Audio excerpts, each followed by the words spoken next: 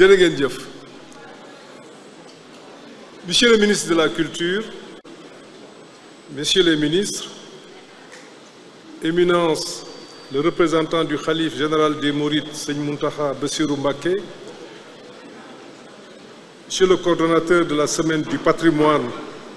de Cheikh Ahmadou Bamba, Éminence, Serigne Chérif Fanta Madi Mbacké, président du projet, cher neveu Khadim Ngom, Monsieur le président du conseil d'administration du musée Keur Barkédou, honorables guides religieux, mesdames et messieurs, en ce jour d'histoire et de culture, je me tiens devant vous pour célébrer un trésor inestimable, une lumière spirituelle qui continue d'illuminer notre chemin, le legs de Cheikh Ahmadou Bamba Mbacké Khadimou Rassoul. Je m'honore de représenter le chef de l'État, son Excellence M. Macky Sall, président de la République, dont vous avez le soutien en cette cérémonie de vernissage de l'exposition sur le patrimoine de Cheikh Ahmadou Bamba, qui marque le démarrage officiel de la semaine. Le Sénégal est fortement engagé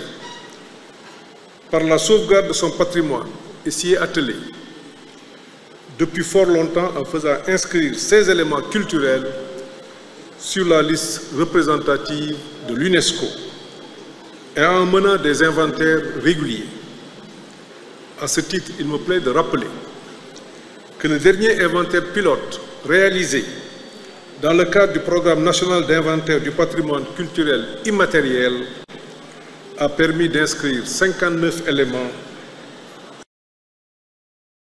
sur toute la première liste représentative du patrimoine culturel immatériel du Sénégal, valorisant ainsi la forte diversité culturelle nationale. Ces efforts seront poursuivis par le gouvernement en veillant à refléter toutes les facettes de notre patrimoine culturel recréé en permanence. Mesdames et messieurs, le vénérable Cheikh Ahmadou Bamba Mbacké est une figure emblématique dont l'héritage transcende les frontières, le temps et l'espace. Il est une source intarissable de sagesse et de paix.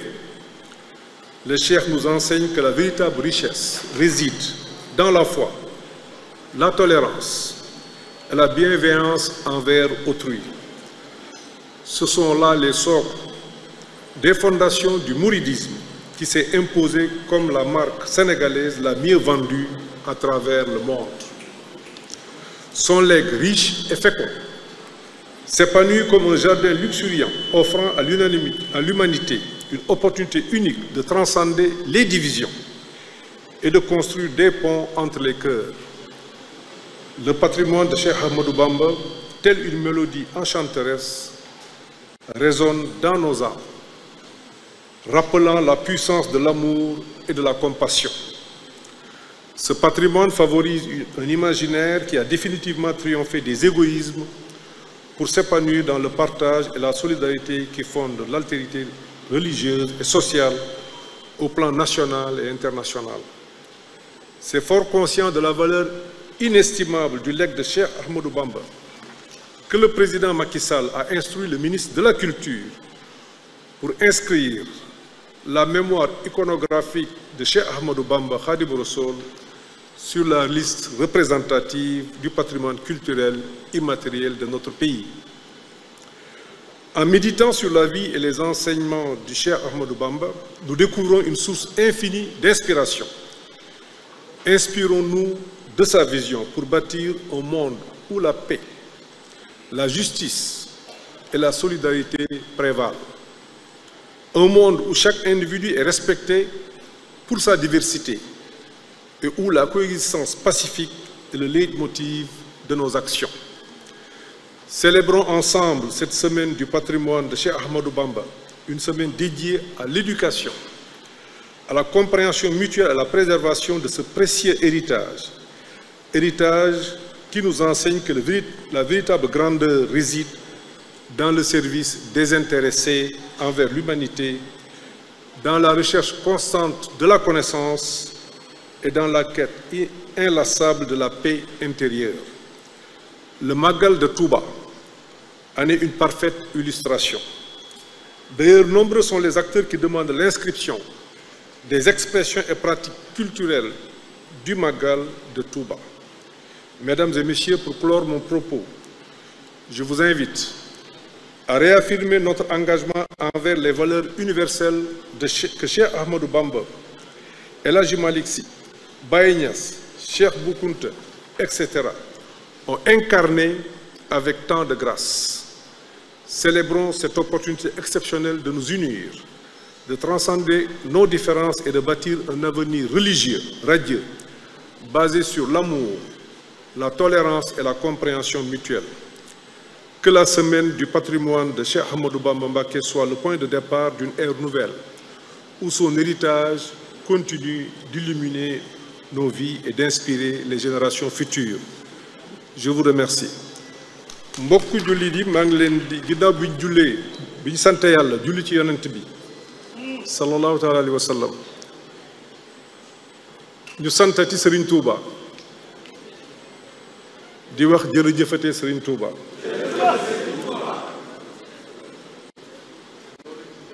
di sant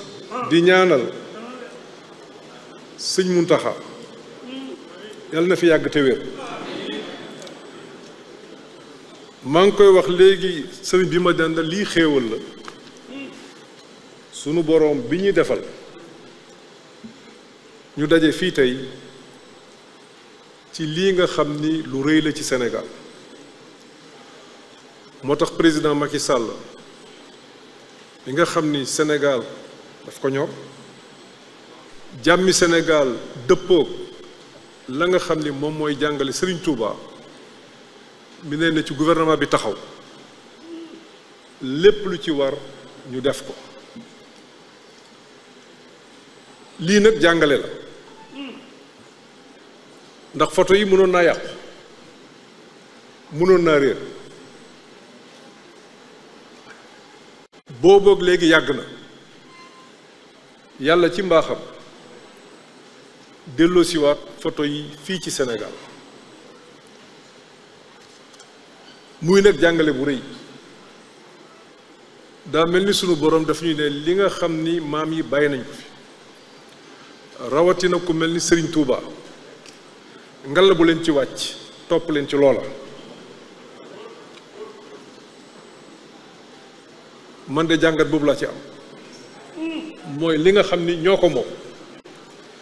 ñii nga xam ni yàlla daf ñu leen baaxee Serigne Touba doon ci ki nga xam ni moom lañ ci gën a ràññee kon lii nga xam ni liggéey na ko war nañ koo sàmm loolu moo tax bi ma sama jarbaat Xaadim seetsee ma ne ko dinaa ñëw ci vernissage bi pour barkeelu ndax semaine bi président Macky Sall ci boppam moo ñu ne semaine bi maa koy xoolal sama bopp la ci Sénégal war a wax man maa koy waxal Sénégal ci samedi ba danaa leen fekk fi ngeen nekk ma wax ko ci turu Sénégal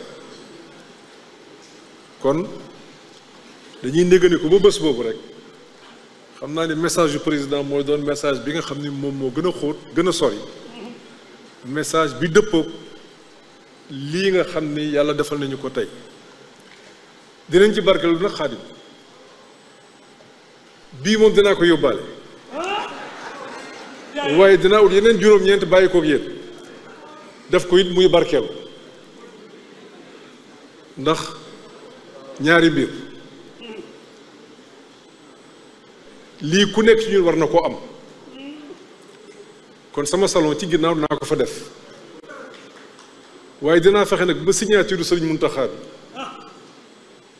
di feeñ ndax signature bi rek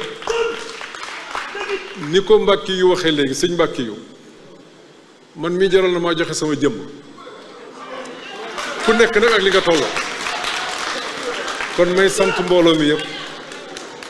di leen gërëm incha allah Xaadim dinañ ci waxtaanaat ndax wax naa léegi ministre de la culture na ci gouvernement bi jënd lu doy pour que fépp fu musée am ñu def ko fa waaye it gan yi ñuy am ak mbokk yi ñuy am buñ fi ñëwee ñu won leen li Sénégal am li Sénégal war a wone lii nga xam ni njëriñ la ci Sénégal may sant ñëpp di gërëm ñëpp jërëjëf